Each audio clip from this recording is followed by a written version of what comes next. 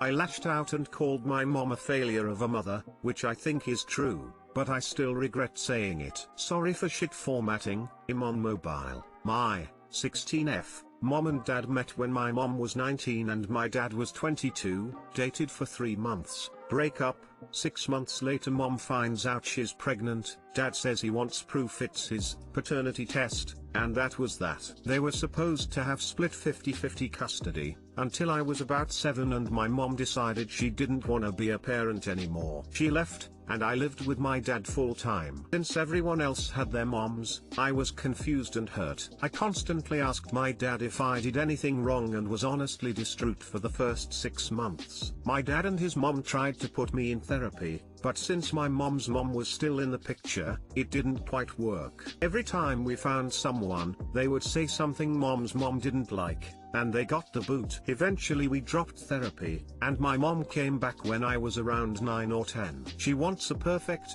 back to normal relationship. I was confused, and I said something that pissed her off, that I can't even remember to be honest, and she hit me. Dad walked in, screaming match, she leaves. 6 months later they make up.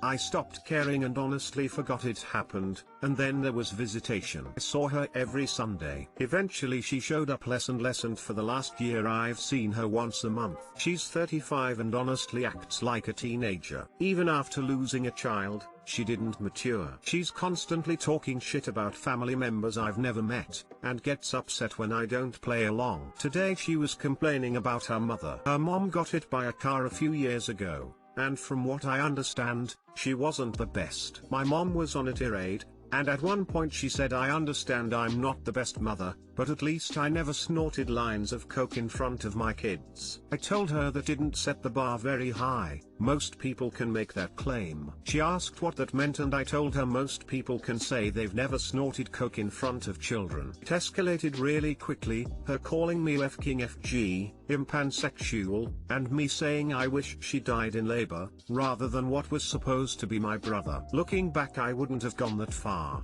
but it's too late now. Eventually I snapped and told her she was a failure of a mother, and that I didn't consider her a parent. Apparently that struck a nerve. I'm not sure why, because that's definitely not the worst thing I said, but she started crying and told me to drive myself home since I hated her so much. I did end up driving myself home. I didn't feel bad at the time, but now I feel kinda guilty. She's confided in me before about her worst insecurity being failing as a parent. Well, she sounds like an utter failure. You told a brutal truth that she needed to hear. You can apologize for peace of mind on your end if you'd like. Let's be clear, she was a failure of a mother and you have every right to feel the way you do. She got upset because you told the truth. She sounds toxic and I personally wouldn't keep her in my life, especially since she keeps walking out of yours, but that's your decision. I do suggest therapy, because how she treated you sounds traumatic. I'm unclear on if your maternal grandmother died after the car accident. If she didn't, go find a therapist and this time, keep her out of it. You need to find someone who can help you talk through your unresolved hurt and anger about your mom's abandonment and inability to be the stable parent you wanted. Someone who can give you the space to acknowledge her failures but also have compassion for someone who had an unplanned pregnancy when she was little more than a child and ended up emotionally stunted. That is the only way you can move forward to try to have a healthy relationship with her. Otherwise, this will always be between the two of you. I can tell you to apologize and try and re-establish peace, but this will just be there simmering under the surface unless you deal with it. Me saying I wish she died in labor, rather than what was supposed to be my brother. Eventually I snapped and told her she was a failure of a mother, and that I didn't consider her a parent. Jesus, we pulling out the big guns. Most people already seemed to help you, but I just want to point something out. She's confided in me before about her worst insecurity being failing as a parent. I don't think she cares about failing as a parent, I think she cares about people thinking she is a failure as a parent. I 24 meters, went on one date with a girl 24 and can't stop thinking about her. Had a lovely date with a girl on Saturday, a girl I found on Tinder. She ticks all my boxes, and I get along with her really well. Followed up after our date to see if she wanted another and she agreed, said we should reconnect midweek to discuss availability on the weekend as she's busy with work and school and such. The problem is I love talking to her, so I wanna text her, but I know I shouldn't swarm her with texts constantly. It's also been increasingly difficult to focus on work and errands. Stuck in my own head. I think any advice or suggestions would be greatly appreciated. Smile.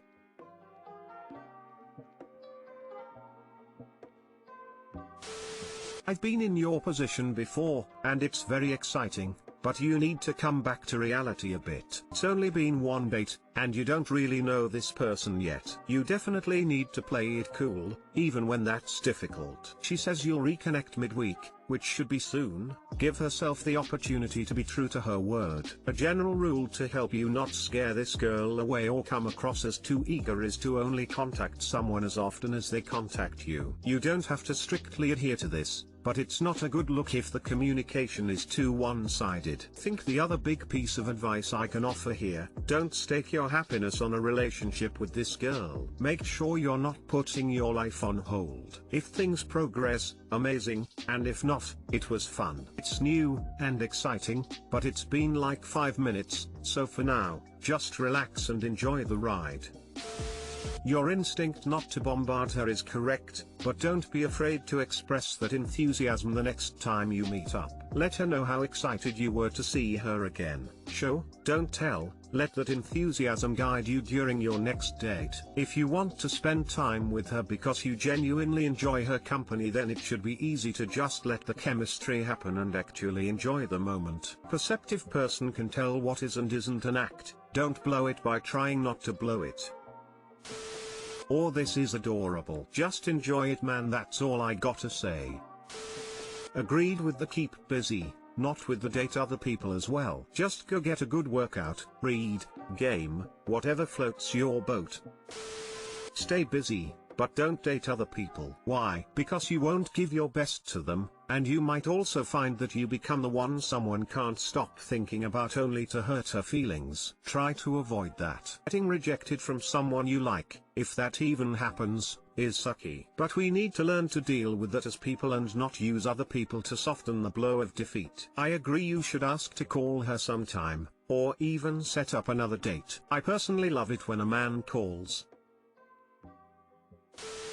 Wife, 28F, is upset that I, 30M, find her weight gain attractive. My wife has been an extremely serious runner since high school. She ran cross country and track in college, and until recently, would regularly run 80 or more miles a week. However, she suffered a serious knee injury early this year, has been unable to run since, and won't be able to start even lightly running until well after her final surgery later this year. As a result, she's gained about 30 pounds, which she is extremely upset about. I totally empathize. I do weightlifting, and I too would be extremely upset and depressed if I could no longer participate in my sport and lost my physique as a result. Here's the problem: I can't help but find her a lot more attractive with the extra weight. Of course, I'm doing anything I can to support her desire to exercise again and get her toned body back, but it's impossible to hide the fact that I'm much more turned on by her fuller body than by her previous lean muscular body. Obviously,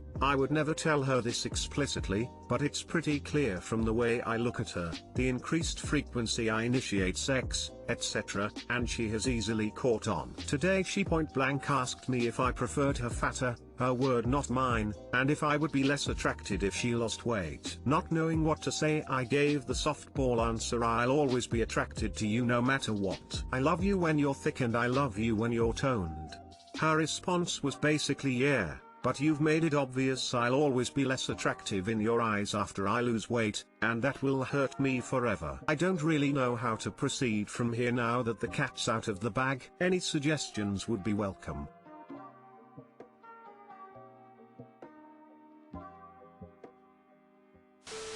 I'd like to point out that 80 miles a week isn't just someone who ran cross-country in college. That's a training regimen of an elite-level ultra-runner, as in someone who is competitive at the US national level running 50 to 100-mile races. I'm not saying that's your wife, but she trains like that. She is an absolute badass. It is very, very hard emotionally for folks who train on that level to stop. As in depression, I'll bet she's having a very hard time.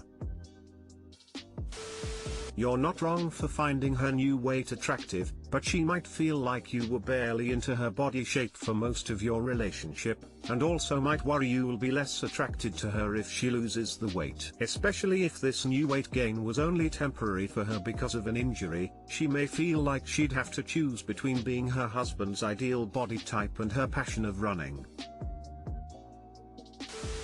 Have you considered that you're more attracted to this body because it's new to you, that it's a different version of her, that it's the novelty of the difference and not the extra curves? Even if that's not the reason, that might be a way to discuss it with her.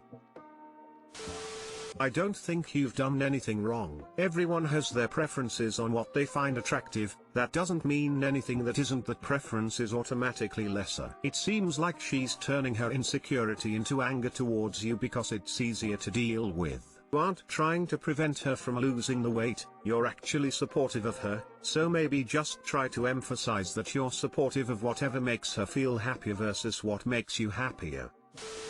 Just say that's not true. I find you equally sexy both. It's just a turn on right now because it's something different. Same with if you changed your hair color.